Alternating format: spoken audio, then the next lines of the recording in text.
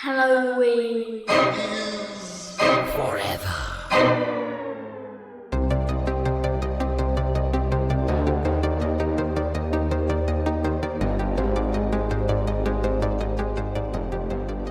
All right, Steven, my boy. I don't know why that's my quote for the night. Steven, my boy. Steven, my boy. Steven, my boy. Oh, man. Yeah, my grandma, boy, she's a real card. Yeah. You know my grandma, Yeah, right? I know your grandma. She likes to prank us. She's a big prankster. She's always pretending to choke on her food. She's always doing this whole fake choking gag. I fucked up the joke because I said gag. You buffoon. The punchline is You buffoon. The punchline is here. I dragged it out too long. Let me start over. But keep it all in because this is prime stuff. My grandma likes to prank us by pretending she chokes on her food. Yeah. It's an old gag. It's an old gag. There you go. But I said gag Right. instead of jokes. Guys, welcome to a absolutely amateur hour minisode of Halloween is Forever. I'm Brian. I'm Steve. Steve, I don't know if I've botched a joke that hard in the history of this podcast. In the 100 freaking episodes, I don't even know how many episodes we've done. Certainly well over 100. I don't think I've ever botched a joke quite that hard. I had a sound run through my head when you did it. Yeah. And have you ever seen the clip of Kelsey Grammer falling off the stage? Yes, I have seen that. Yep. That is the sound I heard. I heard Kelsey Grammer go, oh good Lord. Oh, good Lord. That's pretty much what I did just now, guys. Boy, we are off to a shaky start here on this beautiful Saturday evening in September. Here's what I'm going to blame it on, Steve. I was at a child's birthday party. Mm-hmm. I came home and just started slugging Oktoberfest. Sure. So I'm on my third 16-ounce can of Oktoberfest already here, and that's been in about the last, certainly under an hour. So I'm trying to tie a little buzz on Steve here. And would you blame me? It's Saturday night. All right. No, I got get it. Strange Invaders on. But unfortunately that joke was a travesty. Mhm. On a lot of fronts. That's all right, guys. Only up from here. That's the only direction we can go. But we're going to talk about kind of an interesting little flicky here tonight. But before we get to all that son of a bitch and stuff, Steve, I've been drinking on some beers. You drinking on some beers over there? What you got? Sure. So you just said you've been chugging on Oktoberfests, and we'll get to yours, obviously. But I also have one, and it's a new one. Ooh. Yes. A new beer or a new Oktoberfest? I mean, both. Kind of both. Oh, both. Kind of both. So Schlenkerla, we know Schlenkerla. We love a Schlenkerla. They have the They have Friend the of the Märzen. podcast. Yeah. Schlenkerla, friend of Yeah. the podcast. They have the Märzen. Of course. But this year, because they're adding more seasonals to their arsenal. Like they started with a root beer and they started with a Schwarzbier. They've added a fest beer specifically for Oktoberfest, but it's smoked rather than on beechwood. It's smoked on pecan wood. Ooh, you getting that? Give me that smoked beer exclusive here. Yeah. So let me just get the beer here. Let me show it to you on the. You're right. Bro, I fucking pranked you. I pranked you so hard. I pranked you so good, bro. Bro, pranked. Bro, get pranked. I got what my daughters, that whenever somebody gets roasted, they say roasted, toasted, made like toast, which I explained to them. It doesn't make a whole lot of sense, but you did. You burned me. You burned me there, dude. I got so horned up thinking about smoked beers, and then you pull out this dog shit. Tell the listeners at home that aren't in the Discord that didn't see that. What type of fucking tomfoolery you're pulling on me here? Yeah, I mean, hey, this whole movie's about pranks that we're talking about tonight. So I figure I give you prank, and I'm not drinking that. You pranked me hard, dude. That beer doesn't exist, but I'm a good liar, so I got you to believe I was drinking it, but I'm actually drinking. I got genuinely excited. And this is for listeners of the podcast. Steve told me about when they did the cherry wood beer, and I got all excited about it, and I went and bought it. Right. And it was delicious. So he not only did he get my hopes up and thought I was getting an inside exclusive on a new smoked beer. It was believable because that's happened in the past. Yeah. God damn it. The layers of the prank. It's a good prank. But what I'm actually drinking is from the Arizona Sprite Beverage Company, their hard cowboy cocktail fruit punch. Jesus Christ. The cowboy that drinks that is definitely wearing like a Dayglow starter style pullover jacket with his cowboy hat. Yeah. Short shorts. What is cowboy punch? What's that? Is that just a fruit punch type situation, a Hawaiian punch-ish type of thing? Well, so I think because they can't have the same branding as like the non-alcoholic stuff. So the non-alcoholic has just like a regular fruit punch and it's basically everything else, but they had to add extra words, cowboy cocktail. So it doesn't get confused and they don't get sued. I see. Oh, good Lord. Good Lord. Is it worth drinking? Is it any good? I mean, No. I'll answer the question right off the bat. I'm sure it's got hot garbage. It's not hot garbage, but it's also not good. Like, yeah, it tastes weirdly of fruit snacks. And then like, like syrupy, syrupy, weirdly of like melted fruit snacks, like fruit snacks you left in a hot car. And then you ate those after they all congealed into one fruit snack. What's the ABV on this stinky slut you're drinking? It's only 5. It's only 5. It's only 5%, so you're not even catching a good buzz off of it. No. Like, you probably have to drink a shitload of these to actually, like, really catch a buzz. But I don't know. You're probably going to get hit with some kind of sugar shakes before you get there. Yeah, you're going to get the diabetes from that. You're gonna get the sugar foot. Well, I'll tell you what, I'm drinking something that is significantly higher ABV. It's like 6.2, 6.4, 6.2 ABV, and it's actually a damn good quality beer here. I'm drinking from our friends over at Burgers Brewing Company here in beautiful Zillionople, Pennsylvania. Well, Pittsburgh, Pennsylvania here, but their breweries that over. I got this from the pub in Zilly. Afstein, which is their fest beer. So I was saying Oktoberfest. It's actually a fest beer, but pretty darn close. Basically, a nice, rich, higher ABV, hoppy Helles, just like a fest beer should be. Good God, it's nice. I drank the first one, stopped on the way home. I had to drop off some other children's that weren't mine at their various houses. Sure. So I left the beer in the car for a minute, started to warm up. So I did the old ice bath technique. I also got a 4-pack of the pills, the German pills, which is great. The Deutschtown pills, which I drink all the time. Are you familiar, Steve? Are you familiar with the ice bath technique to cool down the beers? It's just like it's kind of similar to the paper towel one, isn't it? Yeah, similar, but you spin it. Yeah. Boy, I've been doing this for 15 years, and I'm always still surprised how well it works. You could take a beer that's damn room temperature, put some ice, fill it up with water, and then just sit there and spin the can for like 1 minute, and it's fucking cold as hell. I've seen. It's like physics. Obviously the sharper image doesn't exist anymore, but it was like a similar website or some shit, and somebody invented specifically a beer can spinner for that. Oh, really? Yeah, I mean, it would it's make like one use gadget. It's an old sparkling wine trick, I think, that people would do and just hold the bottle and spin it, but it works great with a 60-ounce can too. Anyway, boy, this beer's drinking good. I got a pills on deck as well, so we're feeling good. We got a full house in the chat in the Discord here. So, hey, if you're drinking on something, drop it in the chat. Let us know what you're drinking on if it's exciting. Unless it's just hot fucking garbage like Steve's drinking, then just keep that to yourself and live with your shame. Don't feel any shame. I'm a bourbon and squirt guy personally myself. So that's shameful I feel no shame. I feel no shame. There was something like very hillbilly about that.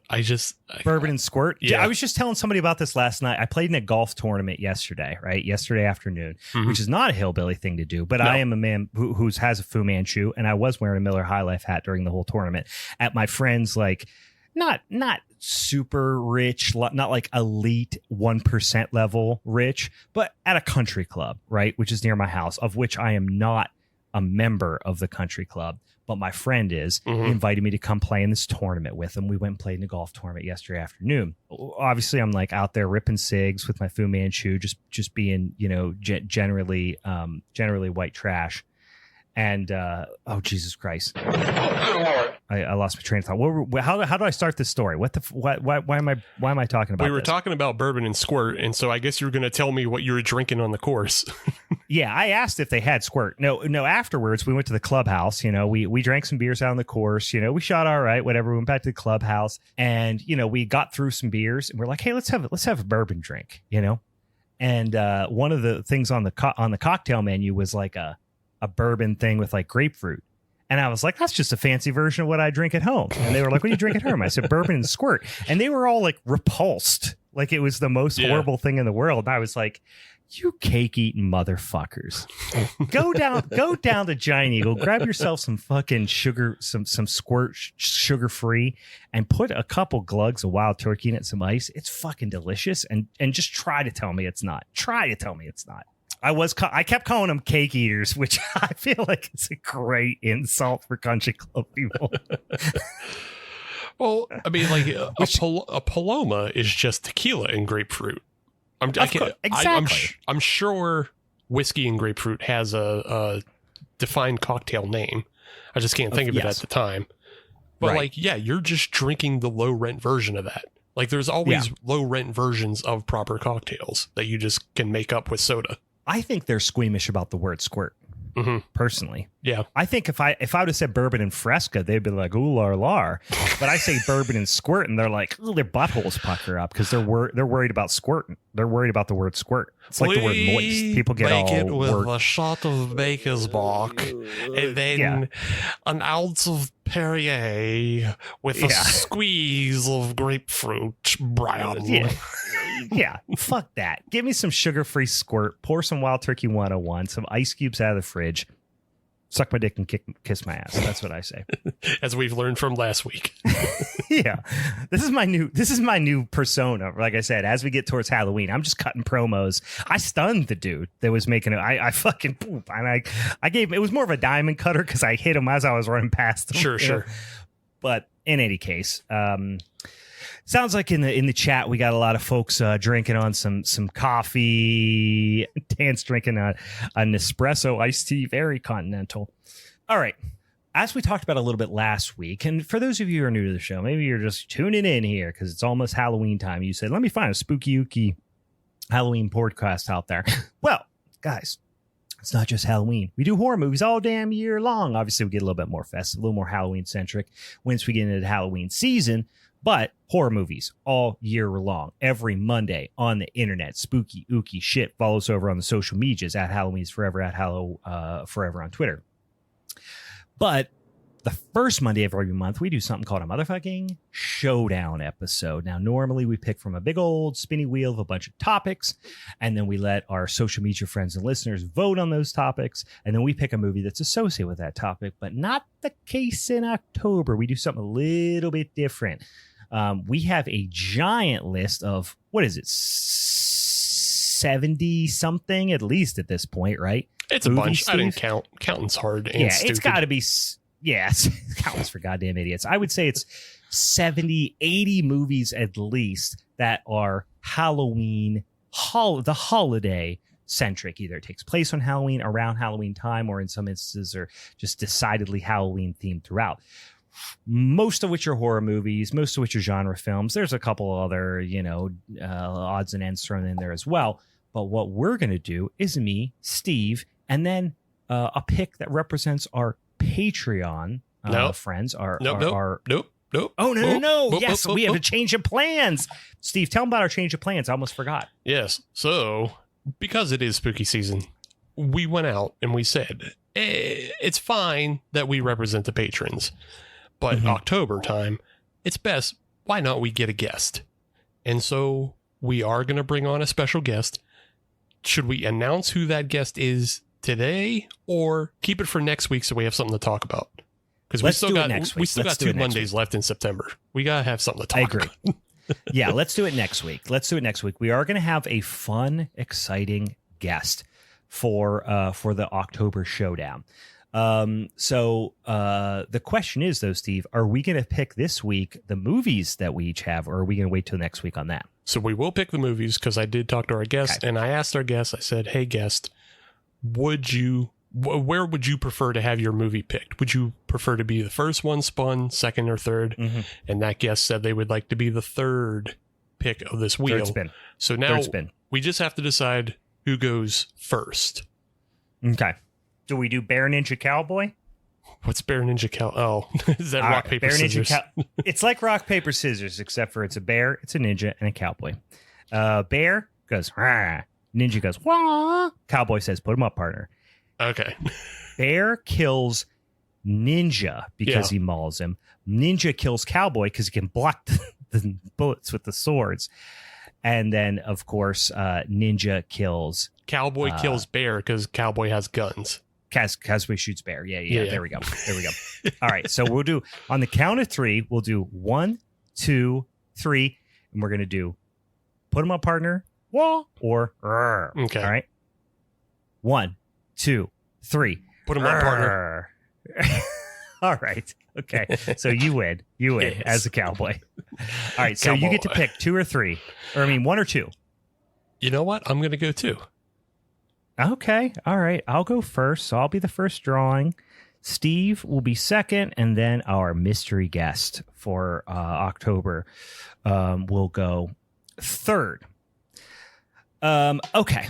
So, Steve, do you got that giant old spinny ass wheel with about a fucking 80 Halloween movies ready to go? I do. Here's the wheel. Yeah. All right, let me watch the stream. I got Steve's wheel here. And so the first movie, going to Brian. I don't know what this is. This is Baron von Laffo's Halloween Spookathon. What is this? Where did this come from, Steve? I don't know. You put that on there. I don't know this one either. Did I? You had to have, because I didn't. This might have been a listener suggestion then. I'm not sure. Maybe. I don't know. I don't remember this. I've never seen this. I'm excited to check it out. I am going to be talking about Baron von Laffo's Halloween Spookathon, which I assume sounds like it probably is one of those. If it's anywhere near the Paul Lynde Halloween special, I'll be in heaven. So I'm excited. I'll take it. And I'll run with it. Sure. All right. This second spin is for Steve. Ooh. Dark Harvest. Okay, so this is the one that just came out, last year, 2 years ago? I think so. So I have read this book, but I have not seen this movie. Yeah, so apparently this comes from Derek Bishop, but also Dan, our patron, suggested this one. So yeah, this is like a double listener request, and they both get it, so. And I like it. I'll be defending it. Like I said, did not watch the movie. Looked kind of cool. Haven't pulled the trigger yet. But I read the book, I want to say like 2 summers ago on vacation, and I like the book. Quick little fun read, and yeah. All right. And the last spin. This will be our mystery Spooktober guest here. Oh boy. Oh no. That is a real kick in the nuts here. We've got Halloween 2 and specifically Bobby Zombo version, which is of course one of our many nicknames for one Mr. Robert Zombie. So Rob Zombie's Halloween 2 will be defended, which I will say, and I know we've almost came to blows on this a couple of times. I don't hate this movie as much as other people do. It's not great, but I've come to appreciate Rob Zombie's Halloween 2 a little bit. But a little Bobby Zombo. Wow, this is going to be a movie that I don't think any of us have seen. A movie that we know nothing about, that we don't even know who put on the list, and Rob Zombie. So yeah, this will be potentially a slobber knocker, a barn burner, guys, for the October showdown. I'm excited. I'm excited for that one. I'm excited too. I mean, even with this Halloween too, because I don't know. I don't specifically remember getting mad when talking Halloween 2. Maybe it was when we had a guest on, but I remember we were Maybe. doing like a real light conversation about ranking the movies. Yeah. And I was like, it's not that bad. And somebody tried to stab me through the computer. I don't remember who it was. Look, it's possible I just got mad the way you ranked it, but also I think your rankings in general are fucked because you put like 5 way up there, and like.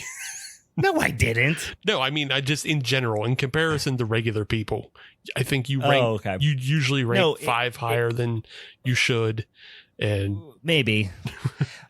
Here's what I do. I rank. Here's what people get pissed off about my Halloween, franchise rankings are. I love the original, or the original is number 1, but then I love Halloween 2018. I also really liked Halloween Kills. I really liked Halloween Ends, and I kind of like Halloween Kills, which everyone hated. And then I don't think Halloween 2, the original Halloween 2, is that good. It's like I dropped that one pretty far down the list, and people get pissed about that.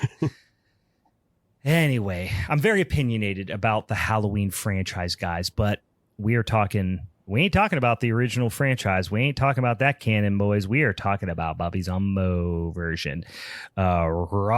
Robbie Zed himself. Which, and I think the other thing is, because I actually really do like, now I'm just saying Bob Zombie and shit like that. I really do like his original Halloween, because it's like he took it and he made it. I think it's something interesting. I think it's fun. I'm always a defender of him in his filmmaking. I don't love everything, but I remember I liked The Munsters a lot more than most people did. Yeah, he's got. 31's dog shit. Yeah, right? yeah. I get it. But that one's awful. But Lords of Salem is cool. Lords of Salem's cool as fuck. Yeah. I mean, this is the thing. You just have to get past his kitschiness. Mm-hmm. You just have to accept it for what it is. Right. His kitschy white trash sci-fi. Like, you just have to get past all that stuff. You know what I mean?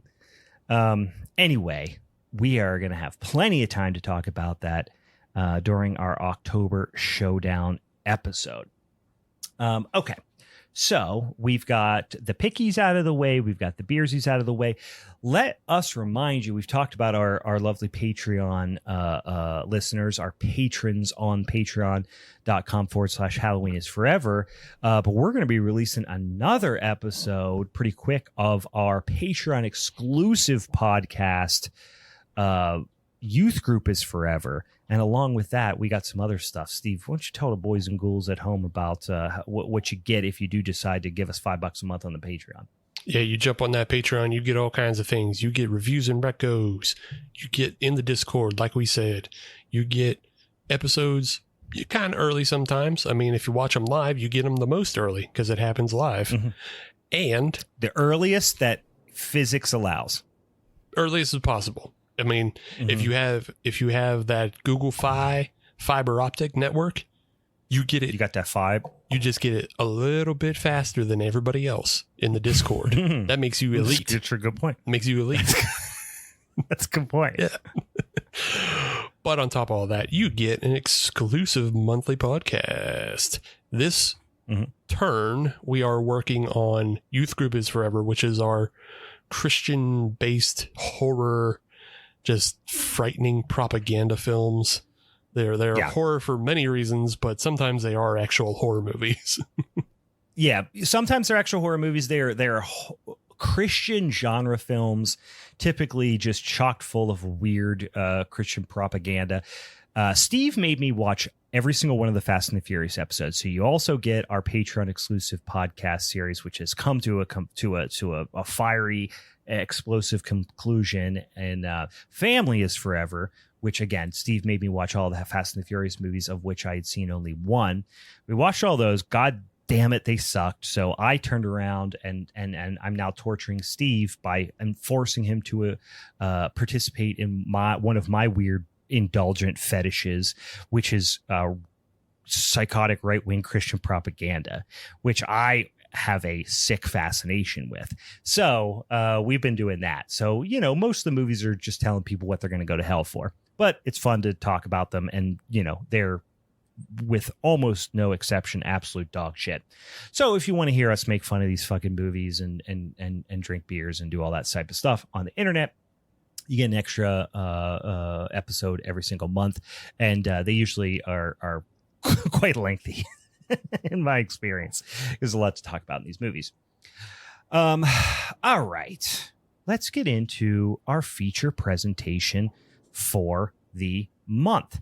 Steve, tell the boils and ghouls, where you stumbled across this, because this is your idea, of which I'm thankful, because I spoiler alert, thoroughly enjoyed it. Yeah. How did this pop up? I mean, I've seen it on the Instagram here and there. How'd this come on your radar? Same thing. So this movie, it's called Milk and Cereal, and it is like an hour-long found footage horror film, and it got just like a lot of buzz on social media. Twitter for me is where I saw it pop up, and I even believe Bloody Disgusting did a little write-up of this film. So gotcha. It got kind of like a little bit of a viral buzz, but it still is, just shy of like, 1 million views on YouTube. So it hasn't like really caught full on, but yeah, they released it on YouTube. They apparently only spent $800 on the budget, and it's gone pretty viral. And so I said, hey, Brian, you want to check this out? I said, I haven't seen it. You haven't seen it. It's free. It's easy. Let's check it out. And then we did. Yeah. I didn't realize that you hadn't saw it before suggesting it, which is even more interesting, because now I'm eager to hear what you think about it as well. And this seems to be a pretty, from the mind of type situation. One particular gentleman, of which I was already familiar, but not as a genre guy, certainly not as a director, but a guy named Curry Barker, who I had seen just dicking around on Instagram. He's a comedian. Yeah. Right. So I would just see him do like little funny sketches and lines. He's just a funny Instagram guy. Had no idea that he had directed like 8 or 10 short films up to that point. But he's a guy that I saw and was like, oh crap, I know who that guy is when I saw him in the movie. And then I started looking it up on IMDb, and I'm like, oh wow, he wrote and directed and starred in it, which is pretty sick. I love seeing that stuff where you see somebody who like, oh, person's really talented. Holy shit, now they're blowing up. Now they're like a thing. You know what I mean? I would love to see that continue to happen with this cat. And weirdly enough, like, comedians doing horror seems to be going pretty fucking well right now, right? Yeah. I remember like seeing the early videos of the Raka Raka crew, who I think they're from New Zealand or Australia, one of the two, but they made like a lot of super violent videos. They made like those crazy Ronald McDonald videos where like Ronald McDonald is fucking just like, shooting heroin and then kicking people in the face and shit like that. And then those guys went on to make Talk to Me. So I think we're kind of hitting like the mid stride of what's happening with like Curry Barker, because it appears like him and his partner, who like works with him on like the YouTube channel and is also acting in this film, Cooper Tomlinson. Yeah, it appears like the two of them work pretty well together, and they just put out a bunch of content together. And so I think what we're seeing is maybe the mid stride before they get something where like they actually get a deal and like get some money to make something. Yeah, I could totally see that happening. Like, it does feel like the next logical step is somebody gives them some cash to go make a big ass feature film. Because at this point, like, it looks like Curry Barker has done, like I said, probably close to 10 short films. This is the first. I don't know if you could really call it a feature-length film. I mean, it is, right? It technically is a feature-length film, but it's just over an hour runtime. And it is, but I want to say, felt like the runtime was perfect. Yeah. Wouldn't have brought it. And, if this was an hour 25, I think it would have dragged. I think it's perfect. The way it's paced. But yeah, this is, technically, I guess, is the first feature film. But let's jump into this. So there's no one else really. This makes a lot of sense for this to have been released on YouTube. So I'm curious to learn if this was by necessity or if this was a calculated decision. I would say it's probably pretty calculated on their end, because so they have a YouTube channel called That's a Bad Idea. And that's where a lot of what the comedy stuff you said you've seen on Instagram, I'm sure it also gets posted over. I mean, I'm sure it starts on YouTube, but also gets co-posted on Instagram. And so they have a bunch. And it could have been on YouTube or YouTube Shorts or whatever, but I saw it in that short format fashion, Right. So they have like a bunch of just like 1 to 5 minute sketches, which are all comedy focused. But yeah, they also have a number of like horror short films, which are anywhere between 5 to 20 minutes. So they have been releasing. They even have a Talk to Me parody that's on there. So, oh really? Yeah. I haven't watched it. I'm just kind of looking at their channel right now. But they have like a number of videos, and they all hit various like between 100,000 views and up to like 500,000 views. And this film appears to be their largest landing, with just shy of 750,000. But nice. They are. Yeah, so this was like kind of their big release coming out, because everything else up till then has just been like these short form hitters. Yeah. This is by far the most involved project that I've seen on here. Yeah, I mean, these two are kind of the leads. Curry Barker, who also, like I said, wrote and directed this, he plays a character called Milk. And from what I can tell, the main reason they call him Milk is he just drinks a lot of milk. Yep. And then it's never really explained again. So it's really funny that they like work that very small little thing in there just for the title. I mean, 100% for the title, right? And then I said is kind of partner in crime in terms of their channel's concerned. They produce a lot of content together. Cooper Tomlinson plays Seven. And that's a nickname as well, which they explain. I'm sure we'll talk about here. Then we have Jonathan Cripple, who plays Greg, which we'll get into his character a little bit. And then 2 other roommates.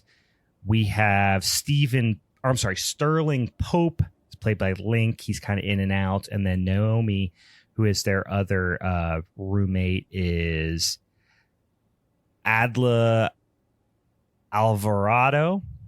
Yeah. Adla? Yeah. Is Adla? That makes sense. Yeah. I'd go with Adla. Yeah. Yeah. Adla Alvarado. She plays their other roommate, Naomi. And then her girlfriend, Gloria Carroll, plays the girlfriend of Naomi, Laura. Those I guess is the big characters. Oh, we do have Frank, who I guess definitely does play a pivotal role. John Simmons plays Frank. So yeah, I mean, not big well-known actors by any stretch of the imagination, which frankly I love. You know me. I sometimes it takes me out of a film when there's like a big name marquee type of person on the screen. Yeah. Especially like in horror. Like in horror, it's easier to buy into something if you've never seen that person before, and then you never expect to see them again. There's just a little bit of movie magic to that. Because also, especially found footage. Yeah, especially found footage, and especially just because you can't guess that like you have no way of guessing that person is either the killer or not going to die because of their status in the film. Like when you see Samara Weaving at the beginning of Scream 6, you're like, oh, she's fucking dead as hell because she's super famous and this is the opening. Adoy. And also, Drew Barrymore did that once upon a time. Right. Yeah, exactly. Yeah. I did want to point out, though, that Adla also works a lot on the shorts and the other channels. So you'll see her appear in a lot of the other films that they make. And she also does like the makeup. She is a face that I had seen before, too. Oh, really? Okay, cool. I mean, when you got an $800 budget, Right. you're doing a lot of double duty. But Yeah. yes, I had recognized her face as well from the channel, or just some videos that came across. But yeah, agreed. Dan in the chat, the cast was really solid, I thought, and also the lock-in. I do appreciate that. I actually was surprised to see that Steve suggested a found footage movie because he's notoriously hates found footage, and I made him watch a really unbelievably bad Christian found footage movie recently on Families Forever on Youth Group is Forever called The Lock-In, which honestly, to call it a movie, it might even be a stretch. But yes. So the best part about this, I don't even say the best, but a really great, it has a great payoff part about this is they released this on, and Steve, you'd mentioned that it seemed that it was quite deliberate, which I would tend to, agree with is probably the case, because these guys are known for having a YouTube channel. It's quite fashionable to make fun of YouTube culture right now, which I personally am all about, because there are a few things as gross as YouTube culture.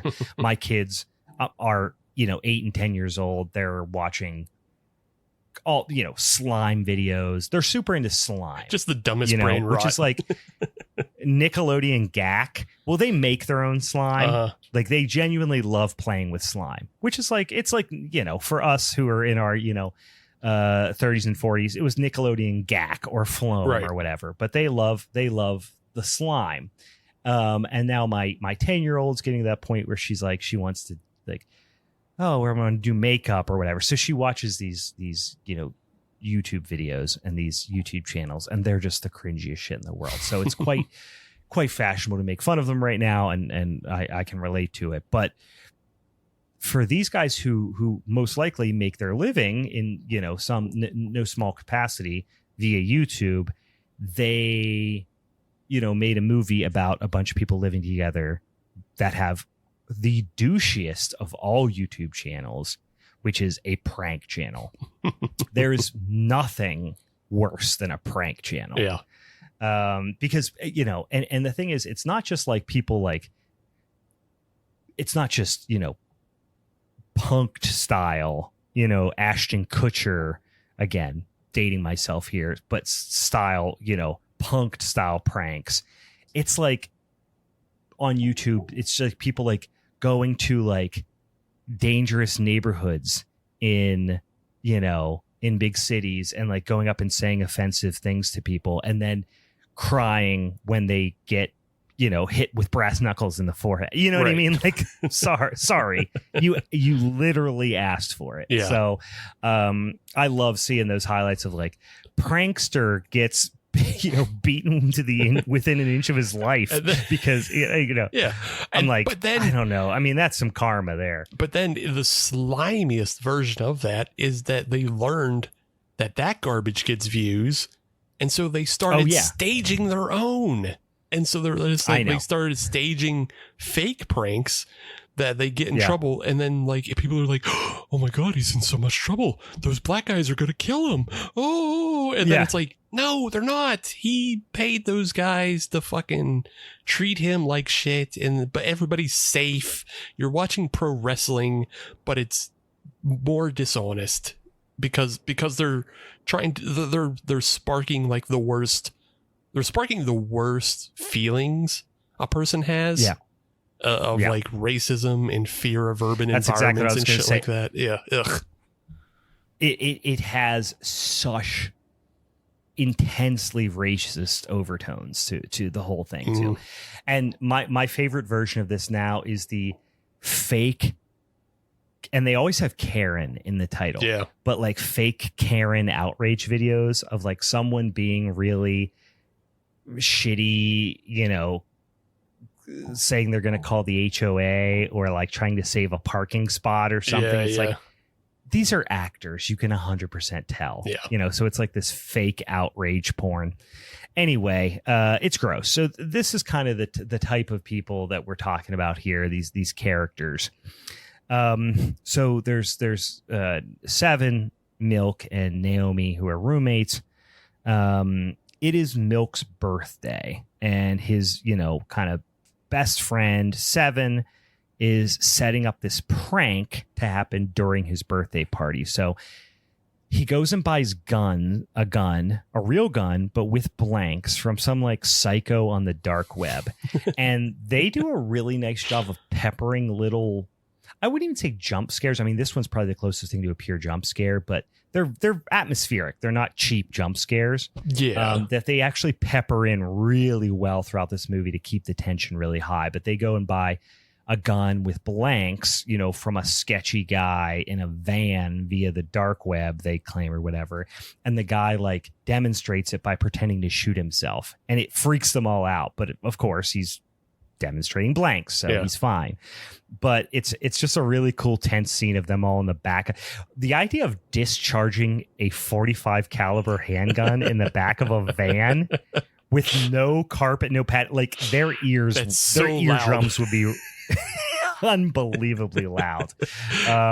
I just thought about that. Like, it's just like that would about blow your fucking eardrums out. Yeah, it would have deafened them all. Like the next scene of the party should have been all of them going, "What?" Yeah, because then the dude does it right by his head. Yeah. It's just like, yeah, you would have permanent. He should have been extra deaf, but it's still, it's a super effective like hot start to the film. That like things are gonna go to certain levels, and so it cues you in really quickly, but also like the film is moving at an incredible pace because there is because it is mimicking, you know, a YouTube channel. The editing is a lot faster than a normal film would be. Yeah. So it's just like whatever imaginary person put this all together after the incidents of the film, they still edited it like a YouTube channel film. Yeah. And I'll say, because it'll come up later, I'm sure, but like just as a preface, they did a great job of like cushioning the found footaginess of this. There was a couple times, because we've watched a lot of found footage on this on the show, but you and I individually also have watched a ton of found footage. And found footage horror, there are times where you really have to suspend your disbelief of like, why is somebody still have a camera? Why are they still pointing the camera? What, you know what I mean? They do a pretty, I think, solid job of like explaining away why there are cameras there. They actually probably take more care than they need to explain those things in some instances. Right. But I think they did a pretty good job overall, because that is not something. Yeah, Shiggles in the chat said smart to have a secondary camera too. I've seen that happen before too, where it's like, why is the villain picking up the camera now? You know what I mean? Or why is there I'm trying to think of what it was. We watched a movie not that long ago where there's a secondary camera that was just inexplicable. It was Penance. Oh, Penance. Also God, brought to us by Shiggles, but Penance has really has that like just unnecessary a number of cameras in there, and then like there's no reason for the cameras to be on at a lot of the time in the movie. Yeah. This I think they did a pretty solid job of it. So it just has to be good enough where you don't question it too much, right? You know, and I think they do a fine job of it in this. So, so it's Milk's party. Everyone is, you know, getting drunk. It's like a smallish group. There's probably maybe like 6 or 7 people there. Yeah. Like it's a pretty small group of friends. We start to get these little, you know, which make a lot of more sense later, but of like Milk explaining that he like, because they're playing Never Have I Ever, and you know, they talk about, have you ever killed an animal? And somebody's like, oh, I accidentally ran over a squirrel, and Milk's like, I killed a cat, and they're like, oh no, you know, and he just like, it doesn't really seem like it was an accident. Yeah. He has this. Like, it's not a full eek the cat lisp. You know, the eek the cat. You know, he doesn't have that full lateral lisp, but he has just a little bit of a lisp that, like, he has an affected creep to him when he's like, is this something that you're not supposed to do? Yeah. Oh man, I haven't thought of Eek the cat in a long time. That just reminded me of one of my favorite things that I used to say to people when I was doing some sort of like very monotonous task.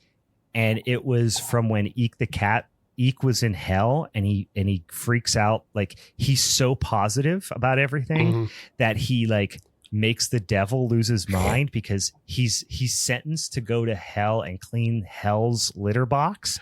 So they have an infinite litter box that just goes on like a desert, and he has to go pick all the poop out of it. And he's like, how can you, the devil's like, how can you stand this? And Eek's like, I make a little game out of it. I imagine that every time I pick up a pile of poop, another wish comes true. So I used to say all the time, nobody ever got the clue. Nor should they. No. Nor should they. It's deep cuts. Obscure Eek the cat quote. Yeah. So anyway, so they come to the, everyone's kind of drinking at the party or whatever. And we start to get this little snapshot. Like, we already know a prank is coming. We have met another friend who is a friend of Seven. He's in his acting class, and he's going to show up at the party, and he's going to participate in the prank. And there's going to be there's going to be a squib involved. There's going to be a blank in a real gun involved. We don't know exactly how it's supposed to play out, but this guy Devin shows up. Devin rolls in. Milk doesn't know Devin. Milk kind of gets a little mad at Seven, takes him to the back room, like, why did you invite this rando to my birthday? He's like, I thought he was cool. He's my friend. He has a flimsy story about where he met him. And then they hear some yelling. They go out in the living room. Devin is pointing a gun at somebody and ultimately shoots Naomi. And the squib goes off in her shirt. Milk's losing his mind. Oh, surprise, it was a prank. We got you. They prank Milk.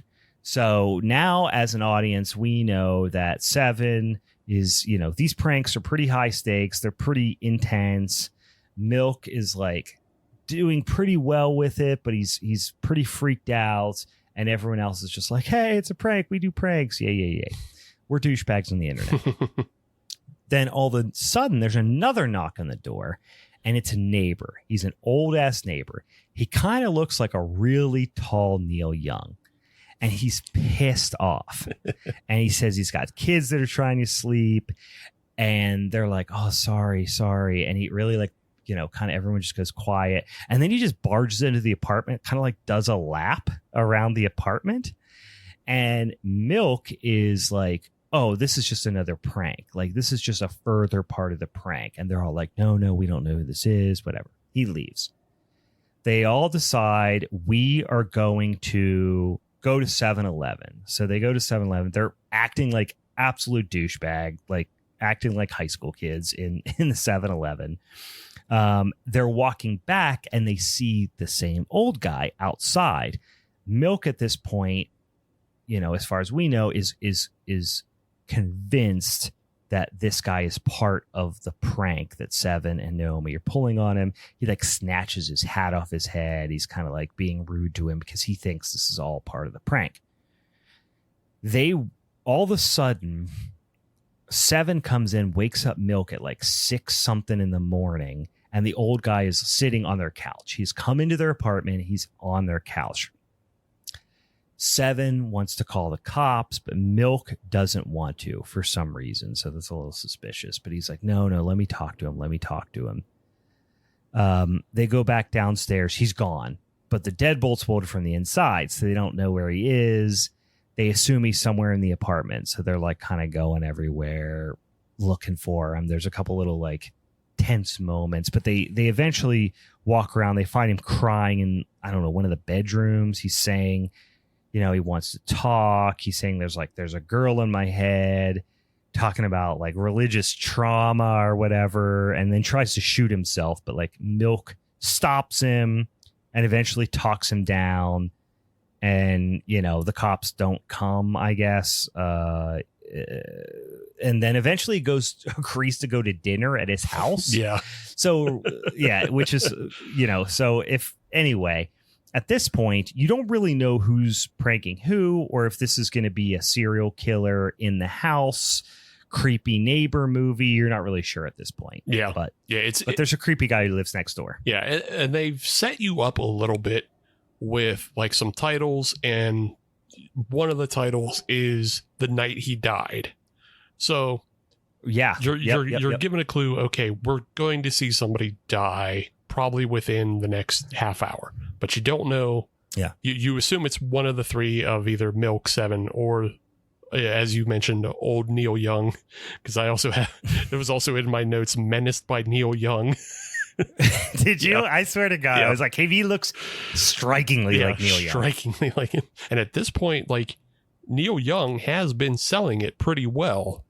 That like he is the danger. He's acting very unstable, very unhinged. Yeah, but for some reason they agree to go to dinner at his house and have a very uncomfortable dinner. All right, Shingles brought up a good point in the chat here. How did they not know their neighbor? That's a valid point, but I will tell you, I lived in an apartment building that did not look very dissimilar to this, and my now wife and I, who we were dating at the time, we lived in an apartment together, just two of us in a one-bedroom apartment, and we were the youngest people in the apartment by 30 years, and we did not know anybody because they all were like old widows and widowers, and nobody talked to anybody. And this made me think of that because I was like, yeah, I mean, we would see them around, but like people died and then new people moved in, or people moved to retirement homes. Like there were always new people here because it was a dirt cheap apartment. And like when you live in a dirt cheap apartment, there is a rotating door of new faces. Yeah, I had a similar situation of like, it was like condo row houses sort of. Like it was. This was condos. These were technically condos too, but it might as well have been an apartment. Yeah, but it was like it was like a house that was split in half, but it was like a bunch of these tenements all kind of lined up in a row, and we had like a courtyard. Yeah. So like it was me, and then my roommate and her boyfriend, and we all lived in this one in half a condo, and then the only neighbors we kind of knew were the ones that we shared a wall with, because they were just right next to us, but we hardly ever talked to them because it was a mom who was older than us and her kids, which, like we were in our 20s. We're not going to talk to a 40-year-old mom or her 10-year-old kids. We don't give a shit about either age. And then everybody else we never really saw or interacted with because we all had our work schedules. So like, we're just coming and going as we, like I barely saw my roommates because the one guy, he was in the IBEW and just worked crazy union hours, and I worked crazy warehouse hours doing deliveries at night, so we hardly saw each other. Same thing. My wife during this time, Kate worked at like 6 or 7 in the morning, and I worked 2:30 to 11 p.m. Yeah. So like, we barely saw each other. But anyway, boy, I could tell you some stories about some fucking characters that lived in that place.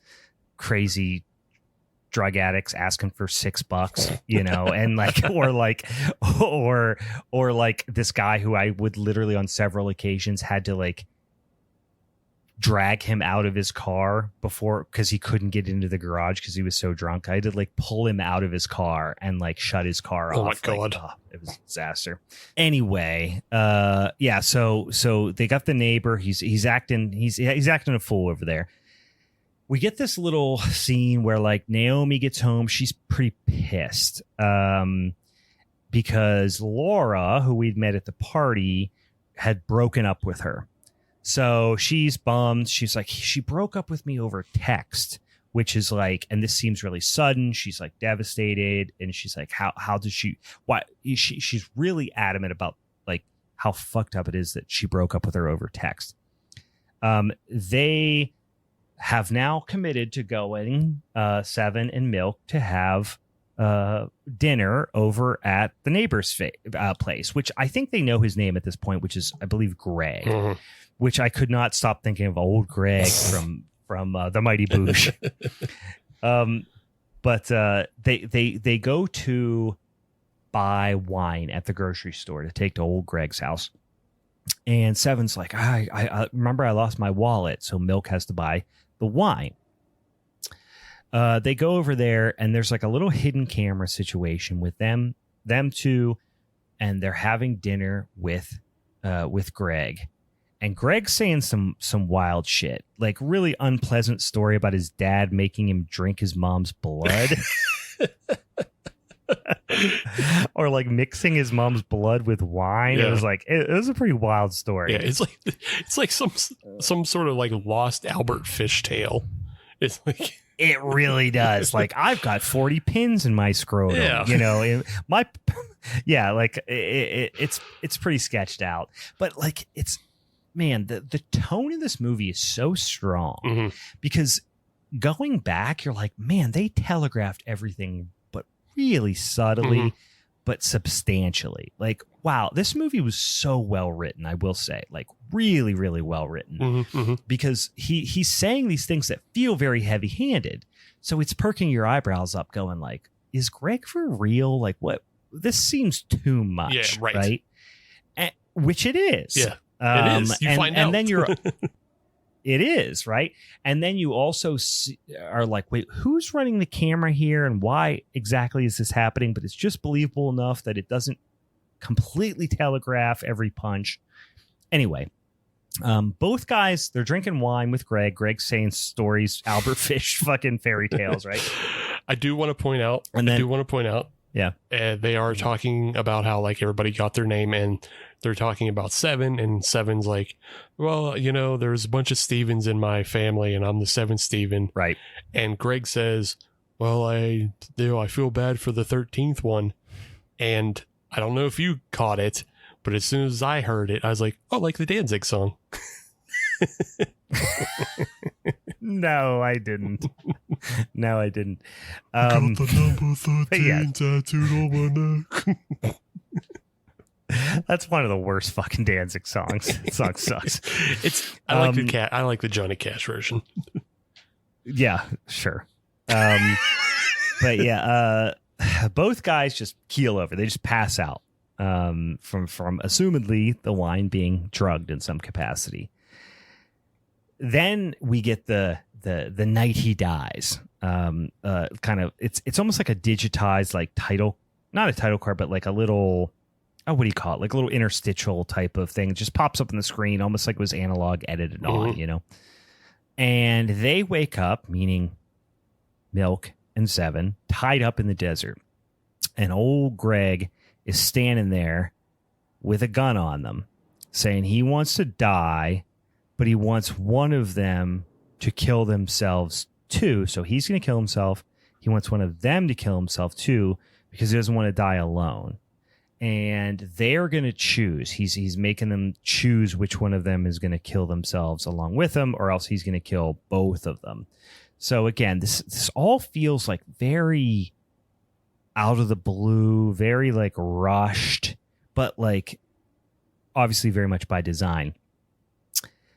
Milk does a straight Mr. Fuji, which works brilliantly, which always works. Dude, a Mr. Fuji, which is just to throw sand or dust or salt or some sort of powder in somebody's eyes, works 100% of the time. It's the fucking it's cheat code. Like it's an OP move. He throws fucking sand in his eyes and he's like, shoot him. And then of course Seven fucking blasts Greg. Works flawlessly. Devs, we need you to rebalance the Mr. Fuji. It's OP. It is. It's such an OP move just to throw sand in somebody's eyes. And then it's so Seven, pow, blasts Greg with the gun, because Greg has got a gun and he's like, here, one of you guys got to shoot themselves. Don't you point that gun at me, you know, or else I'm going to shoot you. Take this gun. So he has given, in this case, Seven the gun. And that's when Milk, Mr. Fujism, and says, shoot him. Seven blasts Greg. I have to compliment the kind of gun spray effects in this. Yeah. It was pretty good. Yeah, huh? They're not terrible, especially again done on a really cheap budget. I'd have to go back and rewatch it again to see if it's completely digital. I couldn't figure that out. I think this one is digital. I I didn't rewind it, but it felt very digital. But it was so fast that it was okay. Yeah. The other thing they do is like the footage is just a little bit degraded. You know, man, it looks real. Really? Yeah, because I just watched it the first time, and I guess I assumed it was digital because of just the pattern. It felt like it was too visible to be practical. Well, the thing, like the color was too vivid. Sure, but you know what makes it look real for me is so it's coming off from an off-screen setup, so it's not even like it's attached to Greg when he's shot. It could very easily just be blood thrown from a bucket. But what catches me that makes me think it's real is they have one light source out in the desert, and that light source is like popping really hard as it's reflected off the blood. So yeah, so you're saying that would have been incredibly detailed work if they would have done that digitally. Yeah. For a film that's made for $800, that's way too much work to put in to do. Yeah, because I think I saw that recently in The Killer 2024, the remake John Woo did of his own fucking movie. There are some really bad digital blood in that. There's some pretty decent digital blood in that, but also he gives you some of the good stuff too. And some of the good stuff is just too, liquid dynamics are so fucking hard to recreate. It is such a pain in the ass. Why bother? Just do the real thing. It's mind blowing that people actually can do that with any degree of success digitally. But yeah, that's a great point. You might be right. I have to go watch it now, because if there's light refracting off that blood in a significant way, there's no way they did that. Or maybe they just had a friend that was fucking really good at it. Who knows? But it looked good. Yeah. It looked good. But then they're like, after that, Milk's like, haha, got you, bitch. This was a prank. I hired Greg. Greg's my fucking guy, whatever. And then they go up and check his pulse. Greg's dead. Everyone's freaking out. What the fuck happened? How did this happen? Whatever. Cut to 2 days later. 2 days earlier, and we get Milk scheming. So we start to get a little bit of his idea of like, hey, I know that this like prank's going to happen. I'm going to basically build a prank off of Seven's prank, and I'm going to go hire this guy, and it's going to be impossible for him to know that I foresaw what he was going to be doing and basically, pranked off of his prank. So that's where we meet. At this point, we didn't know that Greg was an actor, but again, we were kind of getting some interesting vibes from him, especially anybody who was a genre fan, right, would have been able to sniff that out a little bit, but it wasn't explicit. And now we see when they met this old actor guy, and we see how Seven and Milk's plans intersect, right? Which is really clever writing, not anything revolutionary, but I think they take it a couple, they peel back a couple layers of the onion that a typical movie like this you probably wouldn't see. We start to get this feeling, because up until this point, we're kind of thinking, or at least meant to think, that Seven is a little bit the ringleader. Mm-hmm. He's a little over aggressive with the pranks. He's a little bit of a loose cannon. He's willing to push the envelope into a place that makes other people uncomfortable, especially Milk. Well, now we start to see Milk unraveling a little bit. We start to see that he's actually pretty fucking weird. He steals shit. Yeah. Like, he steals Laura's jacket, and we're like, oh, weird move. You know what I mean? Like, weird move to steal Laura's jacket. But then he's also talking really weird about his stealing the jacket, talking about his patterns and his limits and his morals. And you just start to get this idea of like, if you are a true crime person, or you kind of have watched enough serial killer movies or true crime stuff, you start to see these. He's really starting to rationalize a ton to himself. Yeah, he's rationalizing a lot, and also a lot of these are filmed separate from everybody else. He's by himself. Oh yeah, good point. In the car with Lara's jacket, and he's like holding it, and then like a lot of his thoughts are half finished in these scenes as well, because he doesn't want to completely reveal himself. He's like, I told myself I wasn't gonna, and then just like the camera cuts, because he's like, they're editing. Yeah. You know, whoever's doing the editing and that's kind of left up to a mystery, but it's like, you know, he's cutting out thoughts that he doesn't want to reveal at this moment. Yeah, and you get the idea this is not. He's almost doing this for himself, and the audience might not. There might not actually be an audience, right?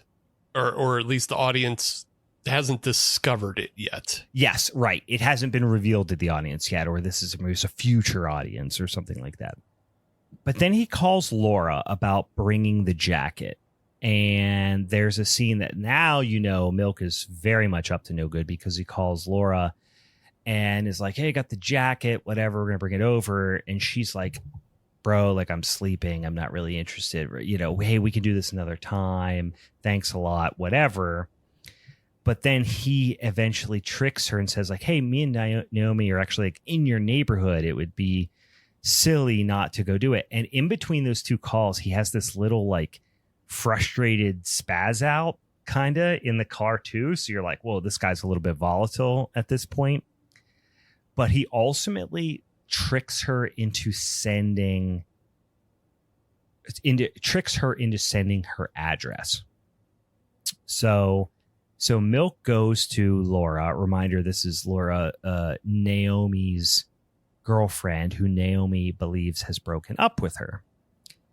He goes in, actually just knocks on the door. She comes out. He ends up kidnapping Laura, kind of like strangling her, or like, you know, choking her out, and then makes her text, or I can't remember, or he texts Naomi from her phone and breaks up with her.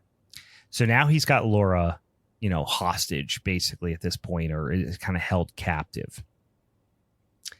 And this is where we see that, like, yeah, Milk has fully lost his fucking marbles. He wears this weird kind of clear mask, almost this like Poughkeepsie tape-y type of like plastic, half translucent mask. And this is where I think this movie really has a unique tone to it. Obviously, the twisty turny, who knows what's happening, what perspective is this from? Like, it keeps you guessing on that front in I think a really strong way. But also this, like, the closest thing I can just make it, or I can compare it to, is Creep. Mm-hmm. The Creep movies. Sure. It reminds me a little bit of that, in that the villain, in this case Milk, is insane, but he's also kind of silly. And in this case, he's way more like media savvy. Like, imagine if a YouTuber was a fucking bonkers serial killer. Like, that's kind of, I mean, that's kind of the premise, right? Oh yeah, good call. Dan just said it's kind of like the mask from Hush. It is. It's that kind of like semi-transparent, like mold over your face type of mask. Yeah, I think it was also in the Sugar and Spice movie from like 1999. Or no, they wore different Barbie masks. My bad. I'm sorry. Yeah, but no, it's actually, it's just a really unique performance. And it's like, you find yourself kind of like smirking, kind of half giggling at some points, and then the very next line will be something really dark, you know, like he really cares about why he's picking the mask for a very specific set of reasons. But then at one point, Laura's like, is this a prank? And he's like, no, life's unfair. You're just unlucky. Yeah. And it's just like, it's this very fatalistic, like, "Ugh," make your skin crawl type of quote right after he's saying something about like his very conscious decision to wear this mask. You know, it's interesting because we've already mentioned it a couple times how like this mask is obviously something that has come up in other films. Like we've just seen similar versions of it. It's not new, and it's something that's really easy and cheap to buy. And later in the film, it's mentioned how like Milk has been locked out of the YouTube prank channel, and he's essentially getting he's getting phased out of the group because Seven doesn't like his ideas and thinks he's unoriginal. So it's funny that in this scene he's like gone through all this trouble to pick this mask that's just very mundane. Like it's not wholly unoriginal. So like you're right, he has a slight more media savvy than Ted Bundy does. He's more media savvy than Gacy, but that's also just a product of him being a Zennial in 2024. Of course he would know how to have a YouTube channel. He just would know that. So like he's not that much more original, although his plan is the convolutedness of his plan is different from other serial killers. Yeah, no, he is not in and of himself. Like the character's plan is not necessarily creative, but the writing of the movie, the writing of the character is creative, I guess. Right. Yeah. Because he has just like that weird affect. And my favorite scene with him is coming up very shortly after this, where he is in the room by himself explaining he's got the gun, and he's like, okay, so this is the part where I take out all the blanks and replace them with bullets. And then he starts playing with the gun and putting it to his head. And he's like, oh, am I going to do it? Oh, I'm going to do it. Oh, should I put my finger on it? And then he puts his finger on it and he goes, oh my gosh. He's like, I was so scared, you guys. And it's such a kind of almost phony YouTube play to appeal to emotion. I'd be like, oh my gosh. But it's also super serious because he did just almost blow his brains out. It's great. It is. That is, I wrote that down to such a great scene because it's very performative, which is the best way I can describe YouTube personalities as a whole. They have this typically insufferable level of like performative, over dramatic when there's nothing really dramatic happening. But then just below that, the surface, you're like, no, he on some level, he either gets off on the danger or he actually does have a deep desire to kill himself, or both. And probably the answer is both, right? But it is such a weird, interesting scene. Yeah. It's my favorite. I love it. That's my favorite scene. Yeah, it might be my two. It's all the gaslighting stuff too gets really creepy, but yeah, that's a great one. Anyway, like he ultimately talks this old desperate actor, which is, Greg, the guy. I don't know if his name's really Greg or the character's Greg. I don't remember, but character's Greg. I forget what the name of the actor Jonathan is, but anyway, he ultimately kind of talks him into going along with like basically just turning a blind eye when he drugs, himself and Seven. And then just the absolute sociopathic behavior really starts to come through here, where he's talking about what he's doing to the actor that's playing Greg, but more specifically what he's doing to Seven. And he's like, he acts like it's a fun, like self-help trick or something that he has discovered. He's like, it's called gaslighting. It's like when you prank someone, but they think it's their fault. Yeah. So yeah, that's what I'm doing. He just describes this like really devious, horrible thing to do to somebody, but he says it in a way like it's a cheat code. You know what I mean? Yeah. It's like, it's called gaslighting. It's like when you prank someone, but you make it think it's their fault. It's awesome. That's what I'm doing. He's so happy about it. He's just like, it's awesome. I get him. Yeah. He's just, at this point, I mean, obviously he's just completely amoral in everything that he's trying to accomplish here. Then you jump back to after the actor, after Greg is dead, and Milk is suggesting to them to bury the body. He's like, dude, we gotta bury this body. We gotta get rid of this. And another kind of fun scene, which is like, did it have to be in there? No, but I think it did add a little bit of tension where they go to Home Depot to buy shovels. It's this scene where Seven is like kind of beside himself, and Milk's like, go in, like buy shovels, buy this, buy that. We get basically stuff to dispose of a body. So they're going to Home Depot in the middle of the night to buy shovels and body disposal stuff. Looks very sketchy, right? So Seven's in Home Depot, and here you are out in the car with Milk, and he's doing his little, almost feels like a side project, talking to potentially no one, right? And he starts talking about how there's a cop right there. Oh my God, there's a cop right there. And as the viewer, you're like, wait, is he pranking us? Right. Like, is there really a cop there? Because he's being really dramatic about it, and he's selling it really hard. Yeah. And so you're like, is it really? But then the cop does come and like knock on the door, and ultimately it was all legit. And Milk was furious with himself because he forgot to bring the shovels. Yeah. It's funny, and he parked in a handicap spot. That's why the cop came over. Whatever, but it's not necessarily like the strongest scene, but like it starts. It's of no consequence. Yeah, it starts with kind of the good gag of like after he sends Seven into the store, he's super pissed at himself, and he's like, "This isn't the way it was supposed to go." And then it's the punchline of, I can't believe I forgot the shovels. Like he like it was almost like he was trying to trick us into something else.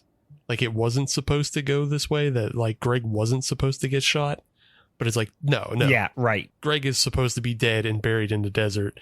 He's just mad that he forgot the shovels. And that's right back to the sociopathic behavior of like, he's just mad at himself for forgetting a small step. Yeah, exactly. Right. It's not the thing the normal person would freak out about. It's the thing that the sociopathic serial killer would freak out about. So then we get another little, interstitial card here that says March 15, the day they died. So that you would assume we know who they are, but anyway. So we see. At this point, we start to get in Milk talking to himself via his own little recordings that Milk really resents Seven because, like you mentioned, he locked him out of the channels. Like Seven is kind of like, doesn't really see a lot of value in Milk in terms of their channel. So he's feeling very betrayed and like he's being kind of kicked to the curb. Milk tells oh boy, what is his name? The other, he's not the roommate, but Link. Yes. Milk tells Link and Naomi that it was a prank. The whole like shooting the old guy thing, I guess, was a prank. And I'm like, why do they this? I'll be honest with you, I got a little lost at this point. So Milk had already confessed to Link that Greg was in on it. Was in on like coming into the house and doing that. They don't know that they shot Greg out in the desert. They don't know that. So he hasn't told Link that. Right. Link only knows that Greg was in on all the other prank stuff. I don't think he knows about like dinner and he doesn't know about drugging at dinner either.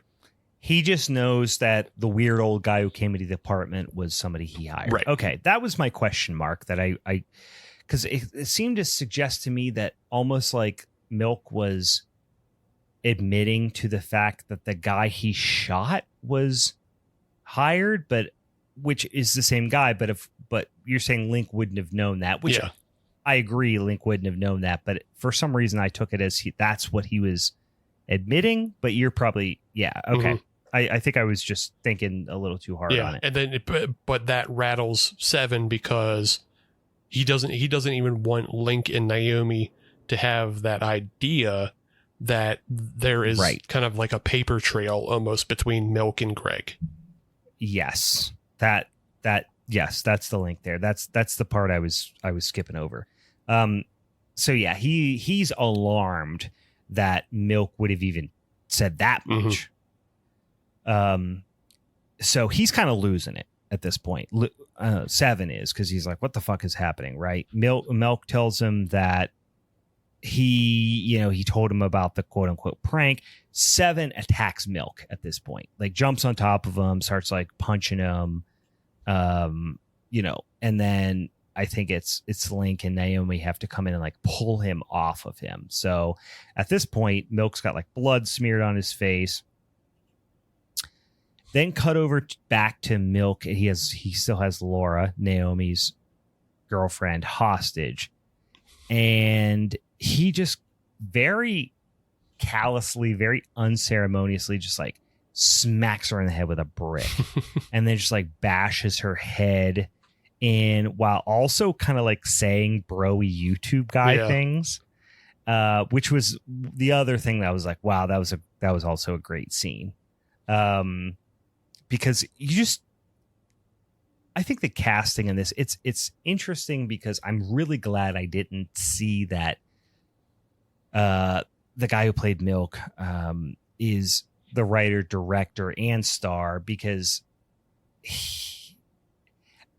you just don't get from him that he's capable of that. You know what I mean? So the casting, normally you see somebody who's the star, writer, director, you're like, oh, this is like, I want to say a vanity project because it's a super low budget, so this makes a lot of sense. But at the same time, me not knowing that he was the brains behind the whole thing, I think he did a great job of really not playing his cards. He played his, I guess what I mean to say is he played his cards pretty close to the vest, in that you didn't really think Milk was the type of person that was capable of that type of violence. Up to that point. Yeah, like I mean, I guess even after he like chokes her and kidnaps her, you assume that he has like that kind of violent streak in him. Sure. But yeah, like that's true. He has choked her at this point, but just you saw it wasn't off screen, but you just saw her legs, so you didn't really see him being that physical. Right. You know what I mean? Right. I'll say, and this is something Dan brought up. Dan mentions like the punches were like not close at all. Oh yeah, that was bad. That was such a tough angle to sell that from. Though. I think this is the one thing that kind of bothered me. Any of the physicality in this film is kind of it's just not there for me, and a lot of it reminds me of the exact same things I did on like my film shoots, because you're filming with your friends, and like you already have kind of a repartee with them. You have a chemistry, which is why they work so well on screen with like the dialogue and all of that. But there's something just missing from, I don't know, just not pushing. You're not pushing yourself further when you're doing physicality, because you don't want to actually hurt your friends.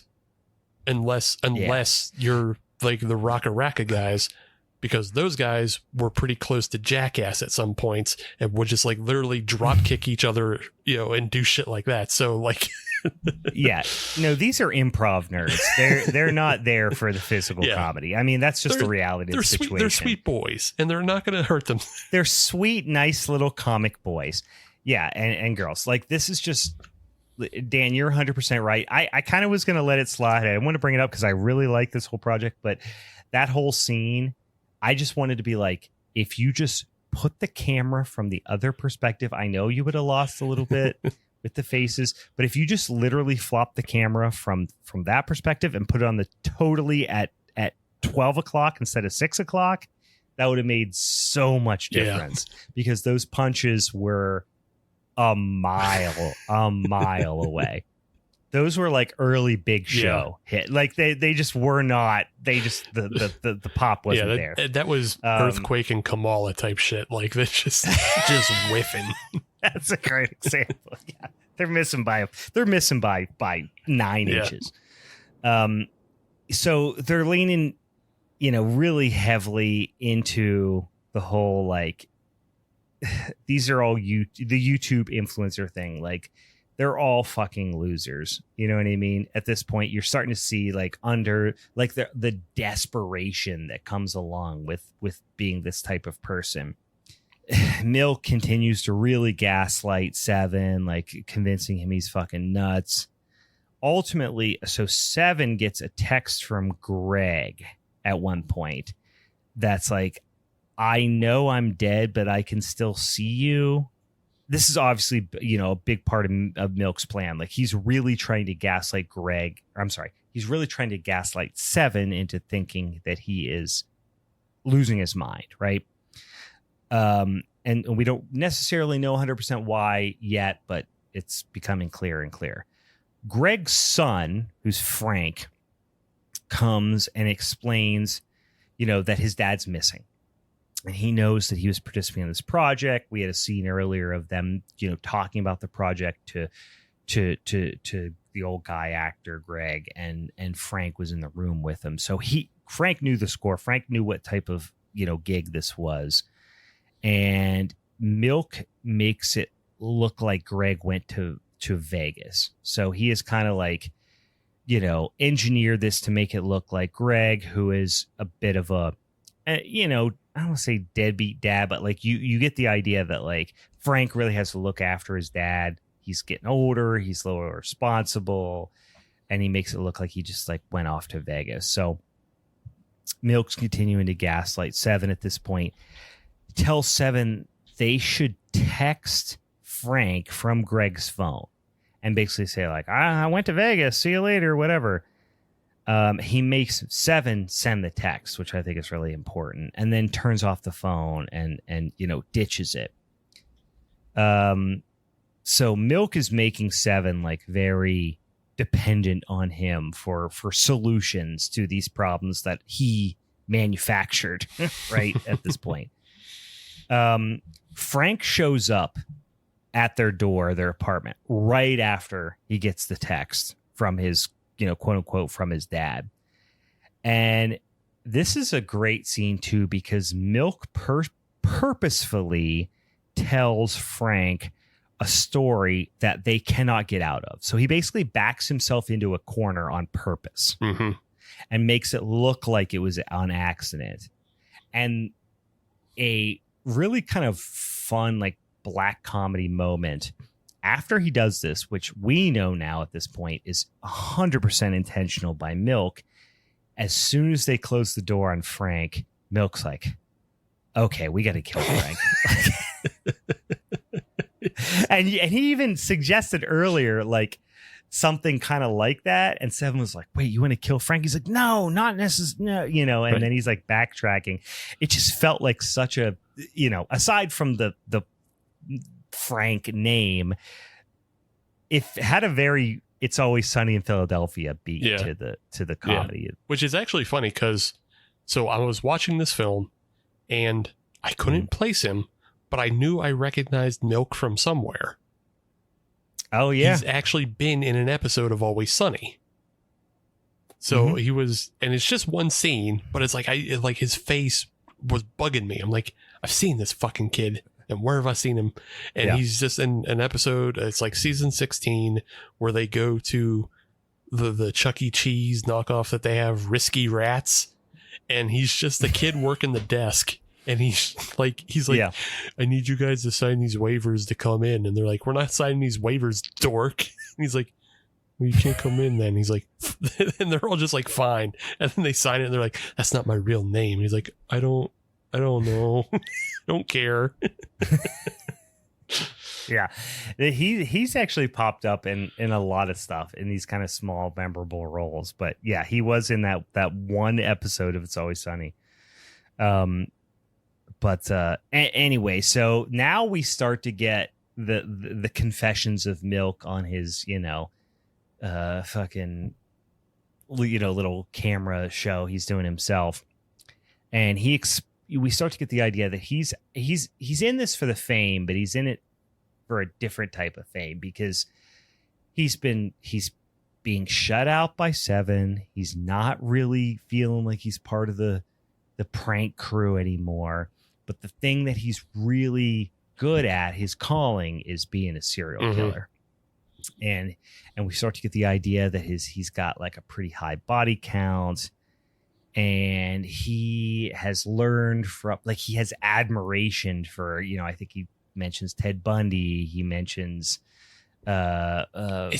I don't remember. He mentioned Dahmer. He mentions a couple others. Yeah, he's Dahmer, doing the right. YouTube performative thing too. When he's doing that though, because he's like, look, shout out to all the real ones, like all the guys who did it before, and he's like, mad respect to the old heads, but I'm gonna go down. And Next it's just level like, shit. You're killing my soul. It did. It felt very JoJo Siwa of like, I'm going to do pop music, but gay. And you're like, no shit. Really? Wow. First ever do it. He's the JoJo Siwa of serial killers.